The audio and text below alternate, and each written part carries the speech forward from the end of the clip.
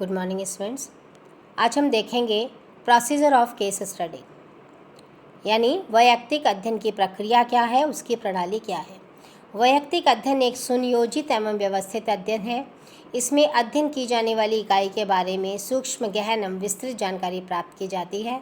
इस विधि से अध्ययन करने के जो प्रक्रिया है वो निम्न चरणों से होकर गुजरती है। नंबर 1, समस्या का विवरण।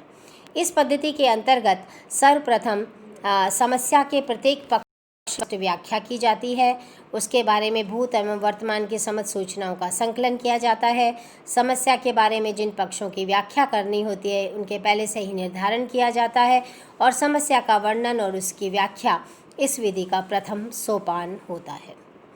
इस चरण में निम्न बातों का ध्यान रखा जाता है, जैसे नंबर 1, अध्ययन समस्या का चयन। इसके अंतर्गत सर्वप्रथम ये तय किया जाता है कि किन व्यक्तिगत विषयों का अध्ययन किया जाएगा। ये व्यक्तिगत विषय 3 प्रकार के हो सकते हैं: साधारण, विशेष, असाधारण। दूसरी बात, इकाइयों का प्रकार एवं संस्था का निर्धारण। अध्ययन विषय के चयन के बाद अध्ययन के लिए इकाइयों की संख्या, उनके प्रकारों को तय किया जाता है और यह भी तय किया जाता है कि अध्ययन की इकाई व्यक्ति, परिवार, समूह, संस्था अथवा समुदाय में से क्या होगी और उसकी संख्या कितनी होगी। तीसरी बात, विश्लेषण का क्षेत्र। इकाइयों की संख्या निर्धारित करने के बाद ये तय किया जाता है कि समस्या के किन किन पक्षों का अध्ययन किया जाएगा। इसके अंतर्गत इकाई को प्रभावित करने वाले कारकों और उनसे प्रभावित होने वाले तत्वों का भी विश्लेषण किया जाएगा। दूसरी बात, घटनाओं का कालक्रम। समस्या की विवेचना के बाद दूसरा चरण होता है विभिन्न घटनाओं के घटित होने के क्रम को ज्ञात करना और यह भी ज्ञात करना कि इस दौरान क्या क्या परिवर्तन घटित हुए। घटनाओं के उतार चढ़ाव के द्वारा भविष्य में होने वाले परिवर्तनों को समझा जाएगा। तीसरा चरण है निर्धारक कारक। वैयक्तिक अध्ययन में उन कारकों का भी अध्ययन किया जाता है जो किसी घटना के घटित होने के लिए उत्तरदायी रहे हैं। ये कारक 2 प्रकार के होते हैं। पहला, प्रमुख कारक।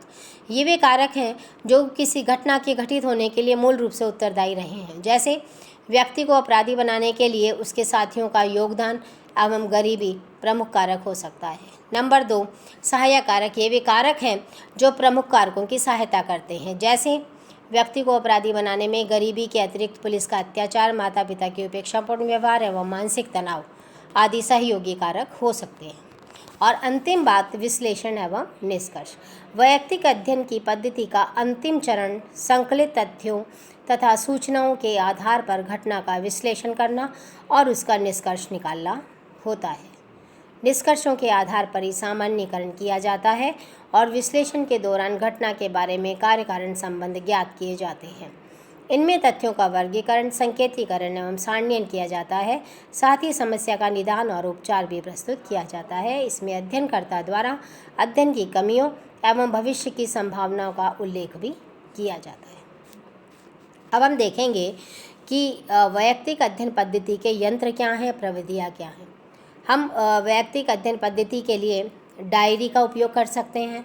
जो व्यक्ति अपनी दैनिक जीवन में डायरी लिखता है, दैनिक जीवन की घटनाएं लिखता है, आय व्यय लिखता है, हर रोज़ उसके जीवन में क्या महत्वपूर्ण विषय घटित हुए हैं, क्या महत्वपूर्ण घटनाएं घटित हुई हैं, उसके जीवन में आने वाले विचार और भावनाएं उन्हें लिखता है, वो एक माध्यम हो सकता है।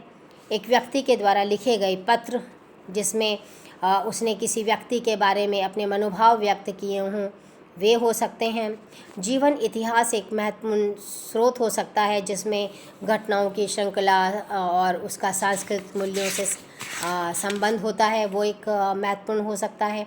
उसके अलावा प्रलेख यानी डायरी, पत्र, जीवन इतिहास, व्यक्तिगत प्रलेख, आत्मकथाएं, पुस्तक, प्रतिवेदन, ये सब चीज़ें वैयक्तिक अध्ययन पद्धति में तथ्य संकलन के महत्वपूर्ण साधन हो सकते हैं, जिनके माध्यम से हम जान सकते हैं कि एक व्यक्ति की पारिवारिक पृष्ठभूमि क्या है या एक इकाई की पृष्ठभूमि क्या रही है, किस तरह की घटनाएं उस इकाई के जीवन में घटित हुई हैं, किस तरह की घटनाओं का प्रभाव उस पर पड़ा है, किस तरह की घटनाओं से उसे प्रेरणा मिली है, किस तरह उसका प्रभावशाली व्यक्तित्व बना है, किस तरह उसके जीवन में आशाएं और उसके विभिन्न मनोवृत्तियां क्या हैं, और तत्कालीन परिस्थितियों के अनुसार उसका वर्तमान और भविष्य क्या होगा। Thank you.